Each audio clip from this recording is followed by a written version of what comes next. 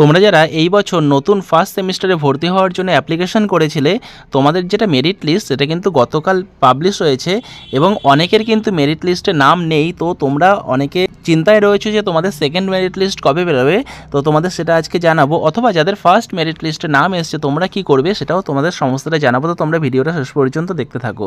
তো দেখো, তোমাদের যেটা 12ই জুলাই অর্থাৎ গতকাল যে মেরিট লিস্ট পাবলিশ হয়েছে সেই মেরিট লিস্ট অনুযায়ী তোমাদের ভর্তি চলবে হচ্ছে তোমাদের 12 থেকে 18ই জুলাই পর্যন্ত।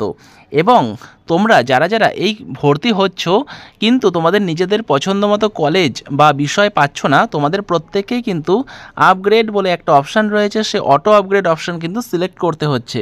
তো সেই অটো আপগ্রেড অনুযায়ী তোমরা কিন্তু তোমাদের পছন্দ মতো কলেজ বা তোমাদের যে বিষয়টা সেটা পাচ্ছ কি না তোমরা সেটা জানতে পারবে 23শে জুলাই।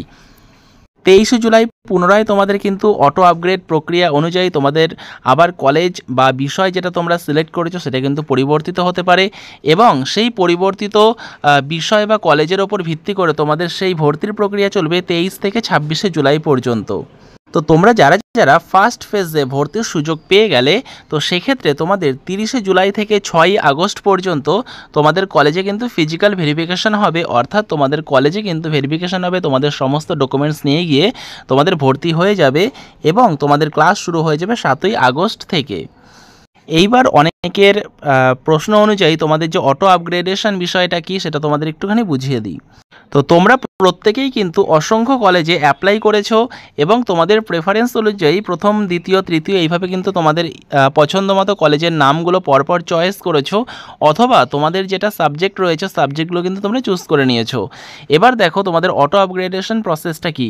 ধরো এই ফার্স্ট যে লিস্ট তোমাদের পাবলিশ হয়েছে, এই ফার্স্ট মেরিট লিস্টে তোমরা যারা এক থেকে যতগুলো কলেজেরই নাম চয়েস করো না কেন, তো সেক্ষেত্রে তোমরা ফার্স্ট যে কলেজ রয়েছে সেই কলেজে তোমাদের যদি নাম চলে আসে তো সেক্ষেত্রে তোমাদের কিন্তু ফার্স্ট কলেজে ভর্তি হতেই হবে। তো তোমাদের কিন্তু ওই 18 তারিখের মধ্যে পেমেন্ট করে তোমাদের এই ফার্স্ট কলেজে ভর্তি হয়ে যেতে হবে। আর যাদের ধরো তোমাদের অনেকগুলো কলেজে তোমরা অ্যাপ্লাই করেছো, তো তোমাদের 5 নম্বর কলেজে নাম এসেছে, তো সেক্ষেত্রে কিন্তু তোমরা ইচ্ছে করলেও 6 নম্বর কলেজে কিন্তু ভর্তি হতে পারবে না। তো তোমাদের কিন্তু 5 নম্বর কলেজে তোমাদের ভর্তি হয়ে যেতে হবে। তো তোমাদের এই 5 নম্বর কলেজে তোমরা ভর্তি হয়ে গিয়ে অটো আপগ্রেডেশন বলে যে অপশানটা রয়েছে সেখানে ইয়েস আর নো বলে দুটো জিনিস লেখা থাকবে। তো তোমরা ইয়েস অপশানে তোমরা ক্লিক করে তোমরা পেমেন্ট করে কিন্তু এই 5 নম্বর কলেজে তোমরা ভর্তি হয়ে যাবে। কিন্তু তোমাদের ইচ্ছে রয়েছে তোমরা 1, 2 বা 3 নম্বর কলেজে যদি তোমাদের ভর্তির ইচ্ছে রয়েছে, তো সেক্ষেত্রে তোমাদের অটো আপগ্রেডেশন প্রক্রিয়ার জন্য তোমাদের 23 তারিখ পর্যন্ত অপেক্ষা করতে হবে।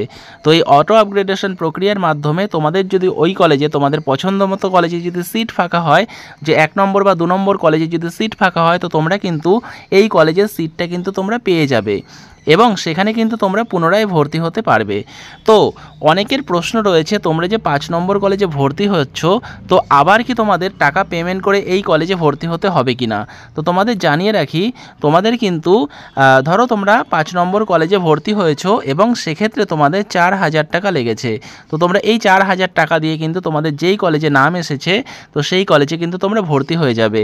পরবর্তীকালে অর্থাৎ 23 তারিখে যে লিস্টটা পাবলিশ হবে অটো আপগ্রেড প্রক্রিয়ার মাধ্যমে, ধরো তোমাদের 2 নম্বর কলেজে তোমাদের সেখানে লিস্টে নাম এসছে, তো সেক্ষেত্রে তোমরা এই 2 নম্বর কলেজে কিন্তু তোমরা ভর্তি হতে পারবে।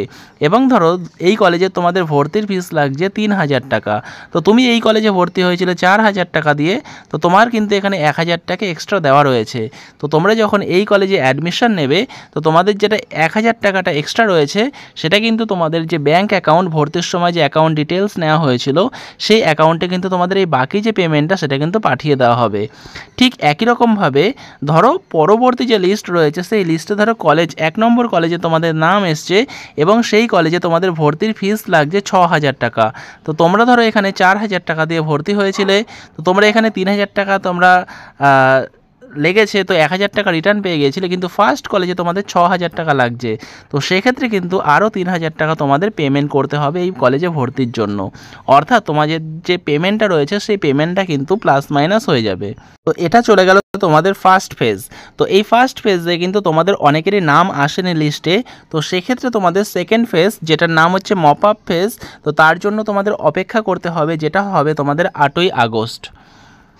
তো তোমাদের যাদের নাম আসেনি তোমাদের কিন্তু এই 8ই আগস্ট এই লিস্টে তোমাদের নাম আসবে এবং তোমরা কিন্তু এর জন্য ভর্তি হতে পারবে তোমাদের 8 থেকে 17ই আগস্টের মধ্যে।